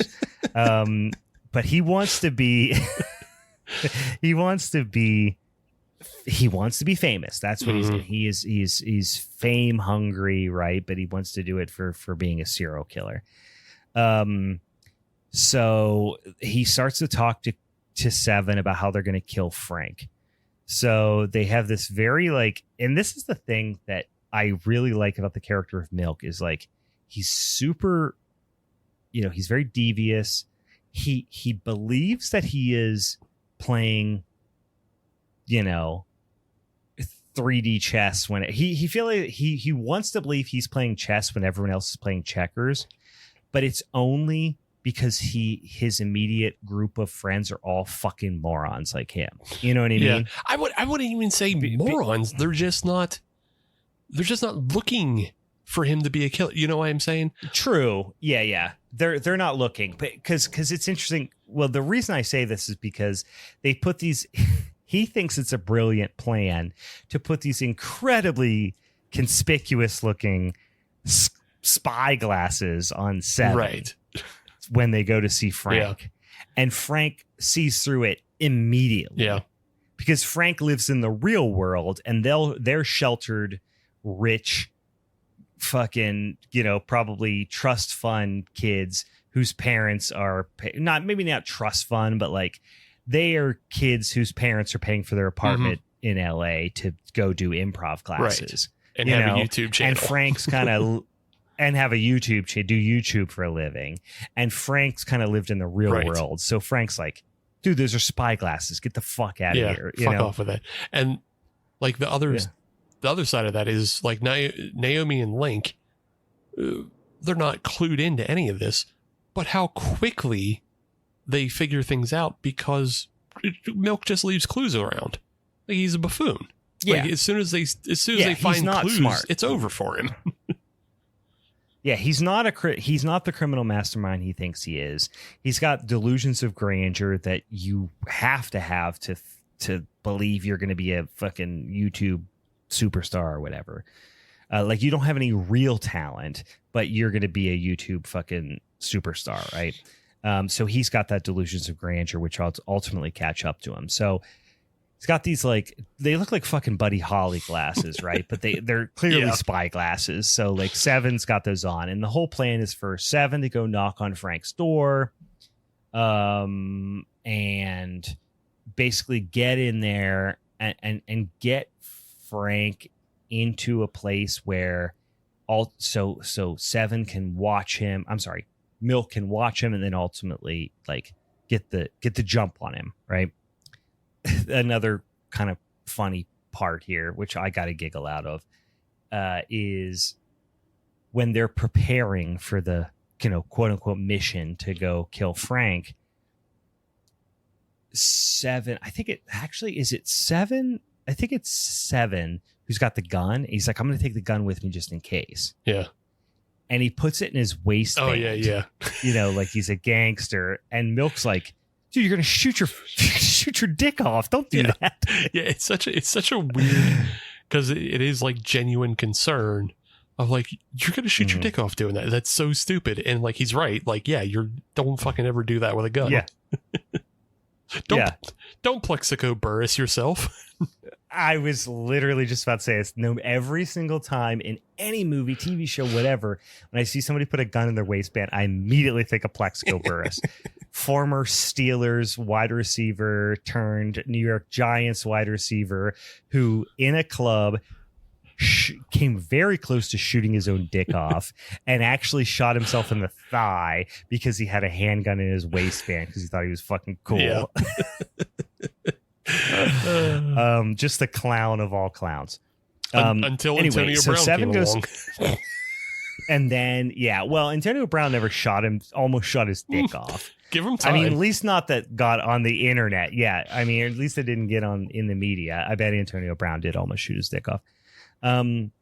So Seven goes over to Frank's apartment. Frank immediately is like, why you have spy glasses on? Like, hey, Milk. Like, he's like waving to him in the glass. He knows the score. Frank is, starts kind of spazzing out about the whole thing with his dad because Seven's like kind of explaining it to him. And ultimately he does lure him into the bathroom, like, the plan that they had. Milk pops in, stabs him in the neck, just stabs Frank right in the neck with a knife. Blood squirting everywhere.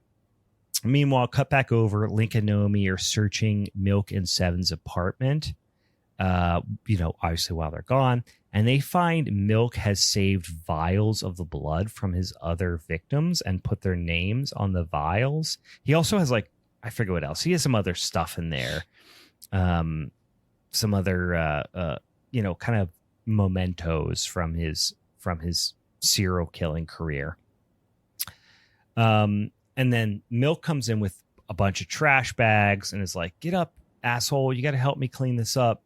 But at this point, Seven is like, he's out of it. He's checked out. He's not up for the task. He's talking about, I can't do this. Turn me in, turn me into the cops, kill me. Like, I don't care. He's almost like, I don't say comatose, but he's in a bad spot here. Yeah, he's in shock. He's just in full shock. In shock is a better way of putting it.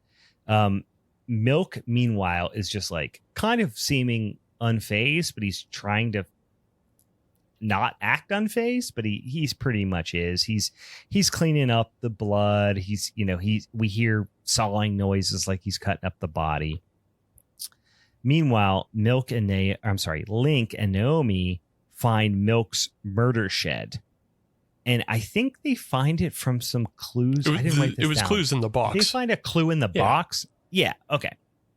Yeah, I don't remember exactly what it was that they found, but they found something in the box that made them know where to go look for his murder shed, and of course they find Laura in the murder shed. Yeah, I think the idea, and this is like supposed to be like Milk's plan, that they would discover. If they would discover all his doings, and then the police would. And once the police found all, his crimes, they would then find his box. And then he just leaves the address and a key to the shed yes, it's just a key. You're right. In the memento box. Cause he's like doing a Dexter memento thing, which is, again, he's not that original or creative. The other thing I want to mention about his like creativity and behavior, it's a little bit like the Joker, because he is trying to do this long convoluted plan, and at this point he does reveal like that Seven is his like masterwork of like, I'm gonna make this guy so crazy that he's going to kill himself. And it's like that felt super jokery just listening to him say it. Yeah. Yes, you're right. Yeah, especially when he's like, this is my piece de resistance. I'm gonna make 7. Yeah, I'm gonna drive him so crazy that he's gonna kill himself, and I'm gonna be the ultimate. Like, dude, this is a little too meta. Like, you're trying to be a little too meta with this whole thing. So they find the clue that he planted so that they can go find the murder shed. Of course, they find Laura, who's still there. So Milk is when he reveals he's trying to get 7 to kill himself as his master plan. Meanwhile, 7 walks in and just kind of unceremoniously just pops Milk. Yeah. He's got the gun. He just walks in, pops him. Then count to 2, pops him again. So this is off screen because Milk has a camera set up to catch this whole thing. But unexpectedly, 7 walks in, shoots Milk. The camera collapses. 2 seconds later, you hear a second pop as expecting 7 kind of walked up to him and did the old double tap, right? Mm-hmm. And that's it. Which I think was frankly, I thought was kind of an abrupt, in a good way, ending. I also did like, although, this movie is, hey, we're trying to do something different, which you have to, right, in this genre right now, especially with everything that's coming out. But the credits, with this like upbeat poppy song, but then having a weird stereotypical serial killer like strings backing track, I thought was kind of fun. Mm-hmm. Yeah, it's a little fun. If not a little on the nose, but yeah. They also play with like the speed of the pop song, like it's being slowed down on the record player, and it's just a little thing. And then if you sit all the way through, they come back to the camera on the ground and it gets picked up. So I thought initially is we were supposed to believe that 7 shoots Milk, and then the second shot is actually him killing himself. But then we see he picks up the camera. So that's what I thought it was initially. Oh, okay. Yeah, that makes more sense. I guess I thought about it just in that. Yeah, I probably thought about it a little less chronologically and more like after the fact when I wrote my note down. That's kind of one of the bad things about taking notes in this context is like I'll watch like a 5-minute window and then I'll take my notes. Right. Because afterwards, yes, it's very clear that 7 picked up the camera after doing the double tap. But in that moment, you're meant to believe that 7 killed Milk and then killed himself. But then it's kind of reiterated that didn't happen because there's someone to pick up the camera. I guess technically it could have been Laura that picked up the camera, or Naomi. She was still alive. Naomi or Link or Naomi. Yeah. It could have been, but I rewatched the scene and like I was watching with headphones on, and you hear breathing after the second shot. So someone's still in the room breathing. So I think it is supposed to be 7. But like if you're not watching with headphones tuned in like the way I do with fucking audio and shit like that, it's very easy to miss those like small breaths as the music kicks in. So yeah. It's relatively ambiguous because you never actually see 7 on camera when the camera gets picked up. They can do whatever they want with it or do nothing at all and just not make a sequel, which is perfectly fine because this works great as just an hour-long film on its own. Yeah. I really hope that, and the buzz that this is getting, I'm not saying it's setting the world on fire, but it's, in the horror circles, it's getting a nice nice bit of buzz. I would assume that it would be a mistake to not, give these guys some cash and go out and make something. Right. I makes not that they didn't. I think this was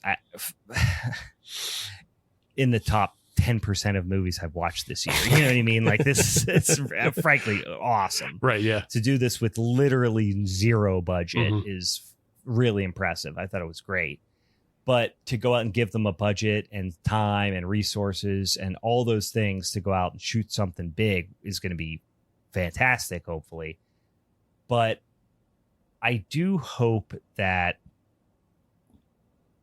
it's not just, hey, do a bigger budget version of this. Oh, yeah, that would be terrible. Don't do that. Yeah.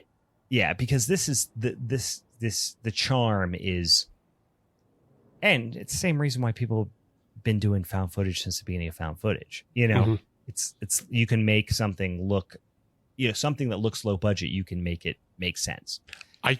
Yeah, that's just the thing I hope they don't do. Yeah, because I couldn't imagine adding another 20, 30 minutes to this film.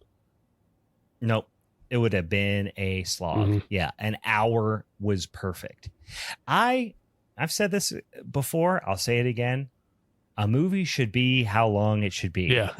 And if I pay $18 or $20 or whatever to go see a movie in the theater, and it makes sense for it to be an hour 40, great.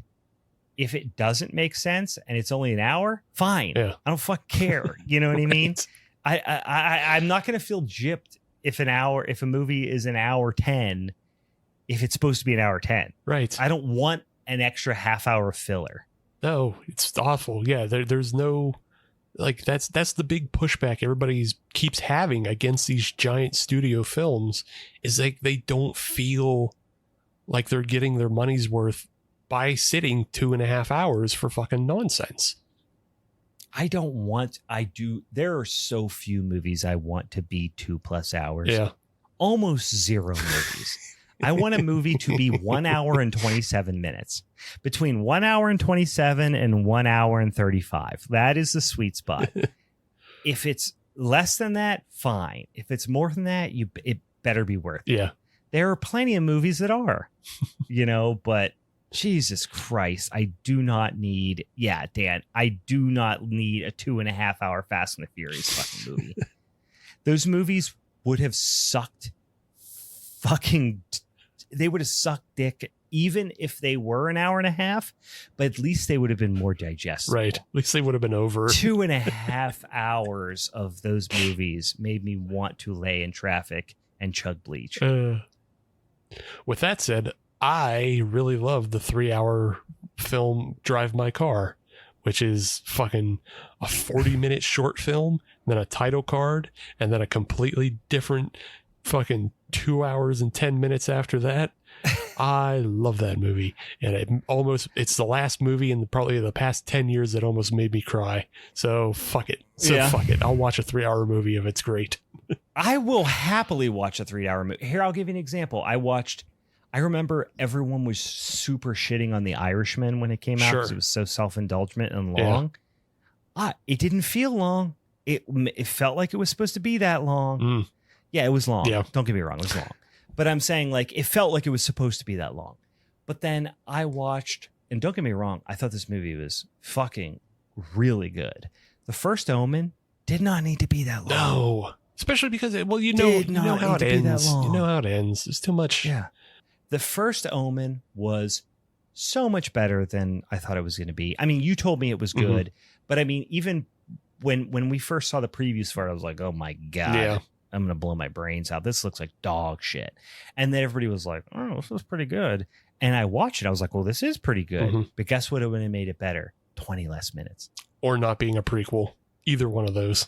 Or both. I mean, it didn't feel... The nice thing is it didn't really feel like a prequel. Not what I mean? Terribly. But because there's no other characters that we knew about. I mean, it didn't feel handcuffed by classic prequel things, but it felt there were some long shots that did not need to be that long. Yeah, I am really excited to see what that director does next, because the directing is really great in that film. The cinematography is really great in that film as well.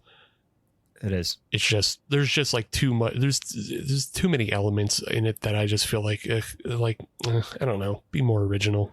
I don't Yeah, there was some times where I'm like, I've seen this. You could have taken a still before I watched this movie and said, what movie is this? And I could have named 10 movies it was right. from. But then crazy girl scribbling on the floor in her bedroom of looks like an asylum or could be a nunnery. Like, come on. But then there's the one birthing scene and you go, well, that's only happened in one other thing I know of. So demon coming out of a vagina. I was hyped. Dude. Yeah. I was watching that and I was, this is way too much way more information we need. I won a TV, a big 75-inch TV on a raffle. Oh, okay. Right. No skill required. I just bought a ticket to a raffle. Sure. I won a 75-inch TV. It's like a Vizio. It's like a $500 sure. Yeah, that's TV. fine. You know, it's not like it's a nice, but whatever, right? I have a nice TV in the basement. So I put this up in my, third floor attic / like workout area, right? So now I can watch movies while I'm on the treadmill or lifting weights or whatever. So I was on the treadmill with my headphones on, connected to the TV, watching that birthing scene, and I was like, hell yeah, bro. Like I was hyped up watching that. I was like, this is fucking sick. And there was like 2 or 3 other scenes, like when the weird demon, like when the rides break out and it licks her face. Yeah, I was like, fuck yeah. Yeah. That's awesome great scene. too. So yeah, like I said, I'm hyped to see what that director does next. I will say, if you guys watch 30 Coins, as I keep telling you, there's another scene very similar to that birthing scene, and it came out before the first Omen, but there's another scene that just makes you go, holy fuck. But you have to remember, it's at Alex de Iglesias, so he'll put any fucking thing in anything. Yeah, he's wiling out. He's consistently wiling out. Guys, that was Milk and Cereal. What a fun flick. Guys, it's free on YouTube. Go over to the YouTube, check it out, share it. Tell us on the social medias, hit us up in the DMs. Let us know what you thought about it. Did you like it like we did? Did you think it was dog shit? Whatever. Hit us up about it. This is a conversation movie as far as I'm concerned. And you boys like to bullshit about the horror movies. Before we wrap this son of a bitch up, let me remind you, get to watching, because we got some movies. We got an extra Monday right here in September. We got some time here before our October Showdown episode, but we have drawn the films that we're going to be talking about for our Halloween Spooktober Showdown episode. I am going to be talking about a movie called Baron von Laffo's Halloween Spookathon. I don't know anything about that. I don't know who suggested it to us. It sounds like a fun time. Steve is going to be talking about Dark Harvest, which is the film adaptation of a novel that I think came out in the last, 6 or 8 years. But the movie just came out in the last couple of years, I believe, here, maybe last 2 or 3. And then our secret mystery guest, which we will reveal on next week's Minisode, is going to be talking about that contemporary classic from our boy Bobby Zombo, Halloween 2, guys. Do you like Michael Myers? Do you like white horses? Do you like Rob Zombie's wife riding white horses? You're going to fucking love Halloween 2. Do you love ex-wrestlers? There's a couple of them in there as well. At least one. I don't know if there's a couple. At least one. All right, Steve. Anything else we should talk about before we wrap up the Sumbitch and Minisode? I got 2 things. One is a note from Milk and Cereal that I forgot I had written down, but it's a scene after Milk gets his face punched in by Seven.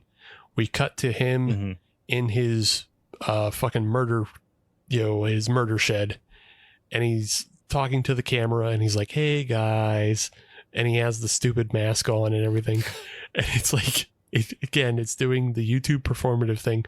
But my note was, "Hey guys, I'm back in my angry room." Charlie's Angry Room. Yeah, I will say, like, I alluded to it, but Curry Barker is genuinely very funny. Mm-hmm. So it's not just like he is a comedian who has since, went on and done these other things.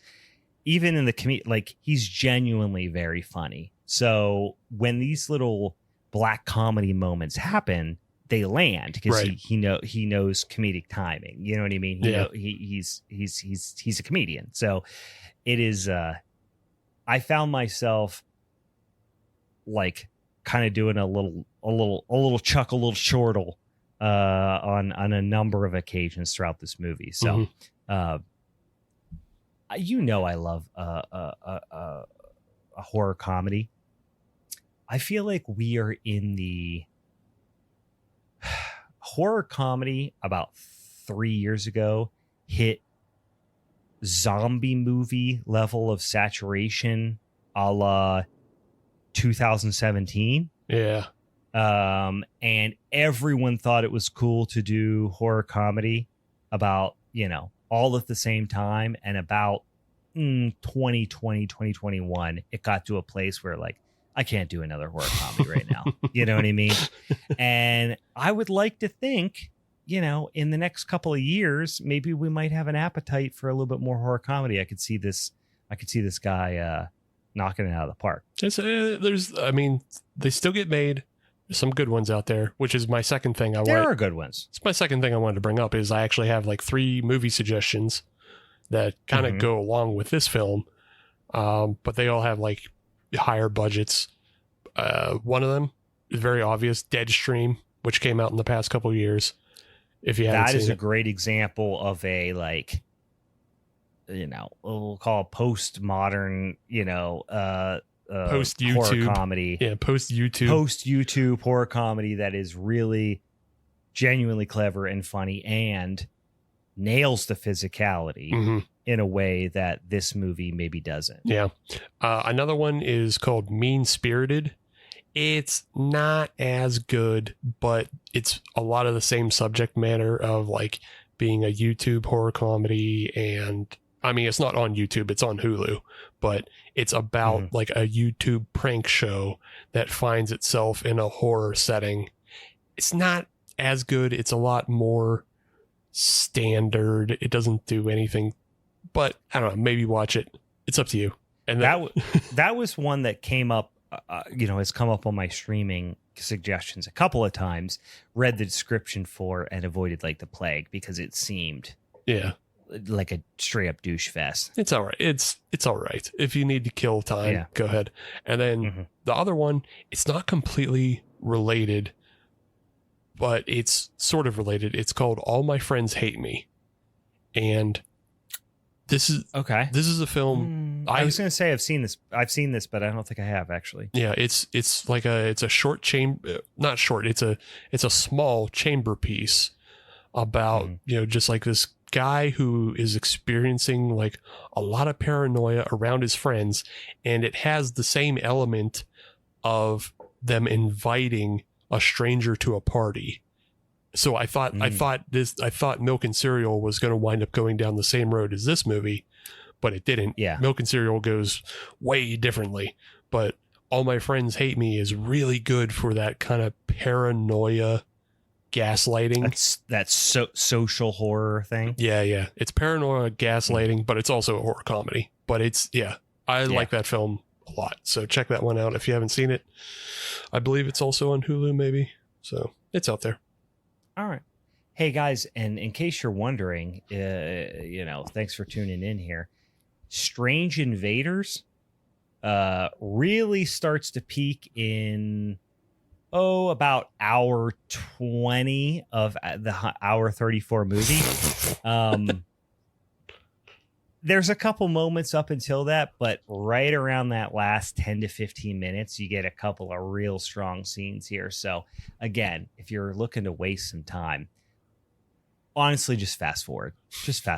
There's a great reveal scene later. All right, guys. I think that's it. Go check out the movies. Tune in next week for another mini-sode wherein we reveal our mystery guest for October. And get out there and watch them movies for the October showdown, because that's going to be a big one. It's going to be a lot of fun, boys and ghouls. All right, for the Halloween's Forever crew, I'm Prime. And I got no name, only the number 13 tattooed on my name. Give it a fucking gabagoo. Gabagoo.